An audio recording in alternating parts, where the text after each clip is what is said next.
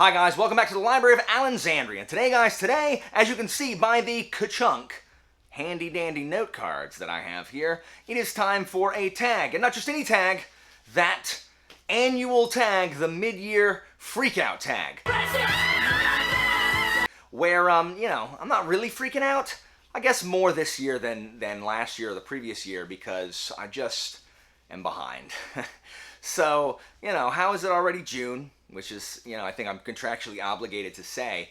But freaking half the year's almost over. So, anyway, I do this tag every year. I've done it twice before. And it was one of my first tags, actually, when I first started my channel. And I'd only been doing it like a month or 2 months. Anyway, I did this in July last time, but I'm doing it in June this time. So, without wasting any more time, let's talk about the mid-year Freakout Tag and the books that I've read up through this particular point. So number one, best book you've read in 2022 so far. This is a close run thing. So I haven't read much this year, which is bad. My reading is definitely significantly less than it was January to June last year. And much of what I read is stuff I'd already read. Like I've reread a lot of things this year. So the breadth is not what I would like it to be. And it's been a struggling year for the 5-star strumpet, so I haven't had nearly as many 5 stars as I would normally want. But the best book I read this year is probably going to be The Company by K.J. Parker. This is a standalone. I read it back in February, and Parker's books are generally bleak. This is one of the bleaker ones, but it's just scary. The examination of human nature that occurs in this particular one. This is about a soldier, a former soldier, retired soldier named Kunessen, who is determined to get his old military buddies together, and they're going to move to this island, they're going to take over this island, and they're going to establish the ideal republic on this island. And it doesn't, like, what's that about? And I wondered as well. Parker is the best author working where nothing happens, and it's just so freaking good. It is so good. This was closely, and just barely, because I just finished Shadow Campaigns, or 1,000 Names, first book of the Shadow Campaigns. That was close. I really enjoyed 1,000 Names. I forgot how much I liked that. But I think I enjoyed Company a little bit more, and Company I hadn't read before, and I have read 1,000 Names. So I'm going to go with The Company by K.J. Parker. You should definitely check it out. Boosh. Number 2, best sequel you've read in 2022. Number 2, best sequel you've read in 2022 so far. So, this was also really hard in that I didn't read a bunch of sequels. I read a bunch of first books and then not a lot of continuations. So, I didn't have a wide array of things to choose from. But I'm going to say it's The King's Blood, Book 2 of The Dagger and the Coin by Daniel Abraham. There are parts of Dragon's Path, Book 1, that the middle, I think, drags a little bit as he's establishing kind of the world. But Abraham books they tend to be slower, which is fine. The payoff is always worth it. I thought Book 2, the payoff was absolutely worth everything that was set up in Book 1. It took everything that was fantastic about Book 1 and just dialed it up. And it's just really good. It's probably my favorite. I'm currently reading Book 5 now. I'm about a third of the way through Book 5. But Book 2, I think, is my favorite of the 4 that I've read so far. It just has some really shocking moments and some game-changing things, and just the character work in Abraham's books is always just fantastic. So, yeah, King's Blood, for sure. Boosh. Number 3, new release you haven't read yet, but want to. So the answer to this one is Prelude to Ashes by Thiago Abdallah. So this just came out at the end of last month. It is a prequel novella to A Touch of Light, Abdallah's debut novel, which is the first book in the Ashes of Averin series. And I read it and I really, really enjoyed it. Prelude to Ashes is like an 80-page novella that is like 100 years before Touch of Light, that some people are saying is an even better starting point than A Touch of Light for Abdallah's books. So I really want to get to that. I'm going to be reading it this month. I just am going to finish this and then Beyond Redemption, and then I'm going to read the 2 novellas that I have to read this month as well. So I'm excited to get to that, but that'll be soon. there's not a ton of things that have come out this year that I'm mostly trying to work through books that I already want to read, let alone things that are coming out, which hindered me with this next question. Boot. That was the saddest boosh on the face of the planet. Number 4, most anticipated release for the second half of the year. So again, I'm not too focused on new releases really, because I have so many things that I want to read now, and the thought of starting new stuff is not really appealing to me at this present juncture. So, but there is one that's coming out in August that I definitely am going to read, and that is Fury Song by Rosaria Munda, and this is book 3 in the Aurelian cycle. So I read last year Flamefall and Fireborn, which is books 2 and 1 respectively. And this is kind of, and it's kind of like the Russian Revolution meets Plato's Republic meets the Aeneid / the Iliad, and it is quite good. It is. I went into that. I mean, it's YA, which is not generally my forte, but I didn't care. It was so good.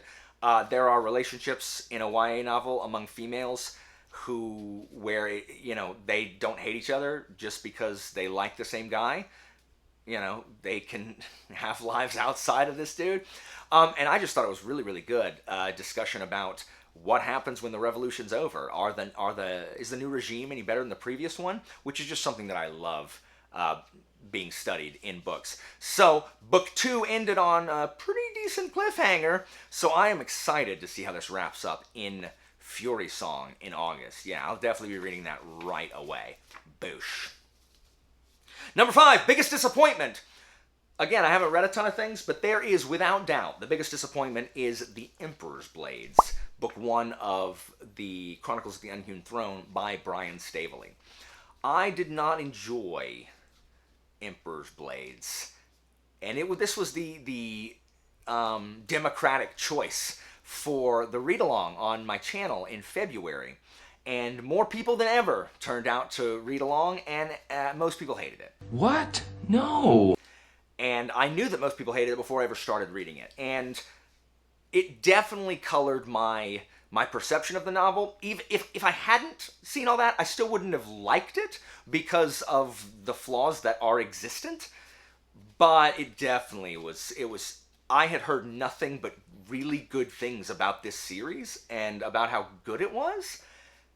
And I don't really understand where that came from. I don't agree. It just did not work for me. And I had been excited to read it. The read-alongs have been super fun so far, but this one was not, and we canceled it, and now we're reading Shadow Campaigns. So, without doubt, it has to be Emperor's Blade. Pretty much everyone was disappointed with it.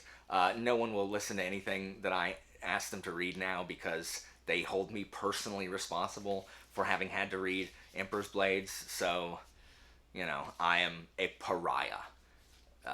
I apologize for the rule of the mob. Number 6, biggest surprise. So, I'm going to say here, A Touch of Light, books 1 of Ashes of Averin by Thiago Abdallah.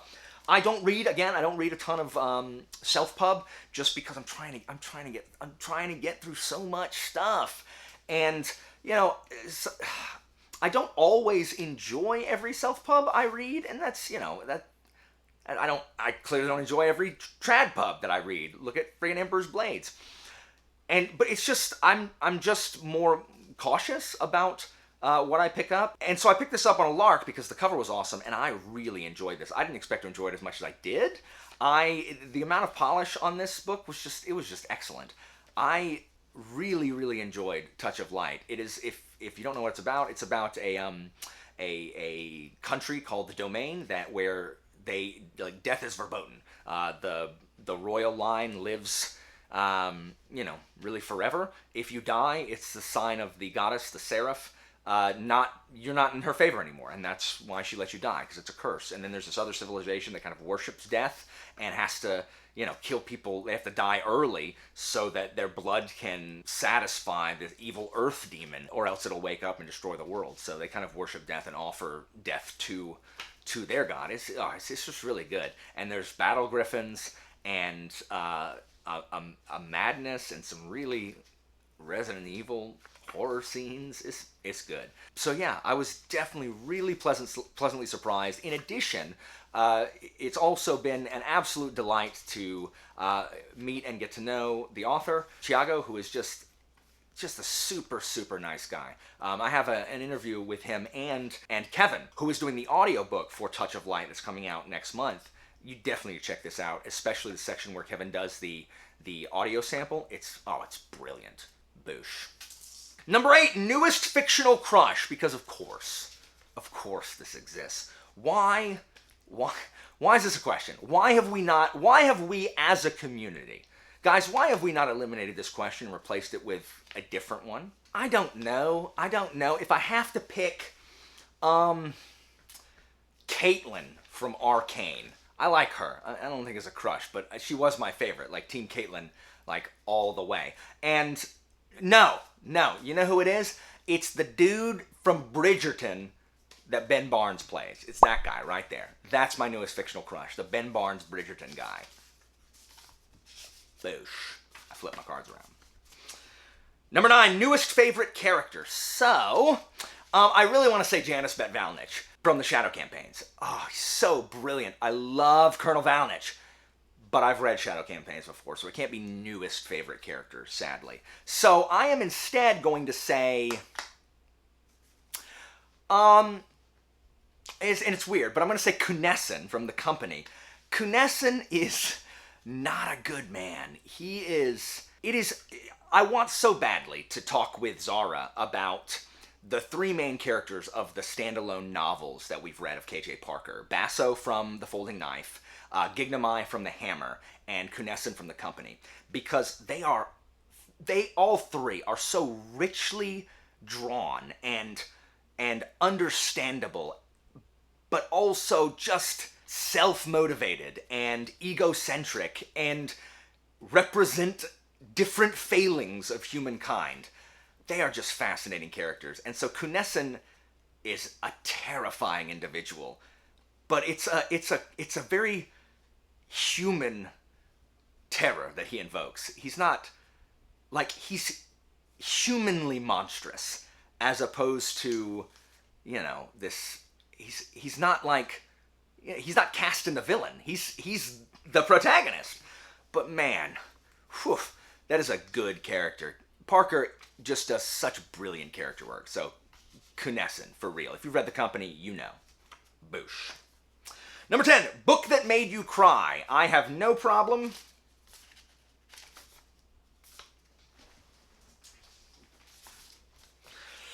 We're actually going to go back to number 7, because I apparently threw it and I didn't mean to. Number 7, favorite new author, debut or new to you.